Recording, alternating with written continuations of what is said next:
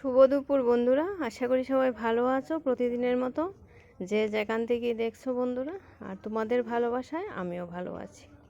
তো চলো রান্নার ভিডিওটা তোমরা দেখে নাও জট করে, কি কি রান্না করলাম আজ। তোমাদের সঙ্গে তো প্রত্যেক দিনই শেয়ার করি, এটাই আমার কাজ।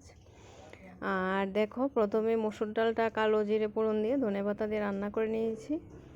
আর এদিকে সব রকমের সবজি কেটে নিয়েছি। সব সবজি দিয়ে আজ নিরামিষ রান্না করব। আর নতুন বন্ধুরা যারা দেখছো ভিডিওটা, তোমরা বন্ধু হয়ে প্লিজ পাশে থেকো, আমিও তোমাদের পাশে অবশ্যই থাকব। আর দেখো, এদিকে ফোড়ন দিয়ে বসিয়ে দিলাম সবজিটা, নুন হলুদ দিয়ে কাঁচা লঙ্কা দিয়ে দিলাম। এবার ঢেকে রেখে দেবো 10 মিনিট সময়ের জন্য, অল্প আছে।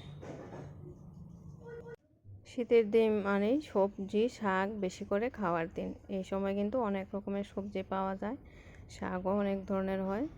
আর এই যে সব ধরনের সবজি দিয়ে নিরামিষ তরকারিটা রান্না করলাম। আমার কাছে তো বেশ ভালো লাগে এই সবজিটা খেতে। কার কাছে কেমন লাগে আমি জানি না, তোমরা অবশ্যই জানিও তোমাদের কাছে কেমন লাগে। আর এখন একটু ঝোল দিয়ে দিলাম, দিয়ে আরও একটু সময় ঢেকে দেব। আর এই সবজিটা আমি মাছের বড়ি দিয়ে রান্না করি, কিন্তু মাছের বড়ি এখনও আনা হয়নি বন্ধুরা, তাই দিতে পারলাম না। আর দেখো আমার রান্নাটা হয়ে গেছে, এবার অল্প চিনি দিয়ে দিয়েছি। আর এখন দিয়ে দেব ধনেপাতা, দিয়ে রান্নাটা হয়ে যাবে, তারপর নামিয়ে নেব। আর যারা ভিডিওটা দেখছো একটা লাইক দিয়ে কন্টিনিউ করবে প্লিজ, কেউ ভিডিওটা স্কিপ করে চলে যেও না। এমনিতে দেখা যায় যে যা রান্না করি তাই তুলি, কিন্তু ভিডিও যারা দেয় তারা জানে অনেকটাই পরিশ্রম হয়। এক হাতে মোবাইলটা ধরে রাখতেও, এক হাতে রান্না করতেও অনেকটাই কষ্ট হয় বন্ধুরা, যে যেটা করে সেটা বুঝে। আর তারপর দেখো, ডিম রান্না করব, হাঁসের ডিম। ডিমগুলো সিদ্ধ করে নিয়েছি, আর দুটা আস্ত রেখেছি, আর বাকিটা কেটে দিয়েছি। কেউ আবার আস্ত ভালো পায়, কেউ আবার কেটে দিলে ভালো লাগে। তার জন্য যার যেমন পছন্দ একসঙ্গে রান্না করে নেব। আর ডিমটা বন্ধুরা আলু দিয়ে রান্না করব আজ।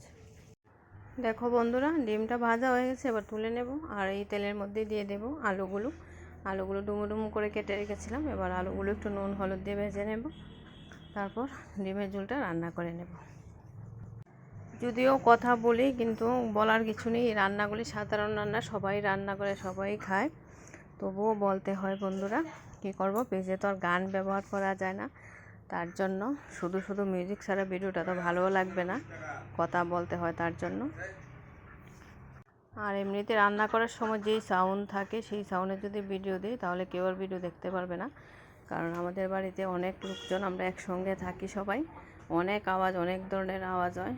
তাই ভিডিও সাউন্ডটা অফ করে দিই, দিয়ে নিজেই কথা বলে তারপর ভিডিওটা দিই। আমার কথার সঙ্গে হয়তো বা তোমরা অনেক ধরনের কথাই শুনতে পাও, বা বেশিরভাগ শোনা যায় হাঁসগুলির ডাক। হাঁসগুলি আমার ঘরের চারপাশে সবসময় হাঁটাচলা করে, তাদের ডাকটা আমার ভিডিওতে অবশ্যই পাবে তোমরা। তো আচ্ছা, আমার রান্না হয়ে গেছে বন্ধুরা, কেমন হয়েছে অবশ্যই জানিও। সবাই ভালো থেকো, সুস্থ থেকো, আর সবাইকে অসংখ্য ধন্যবাদ বন্ধুরা।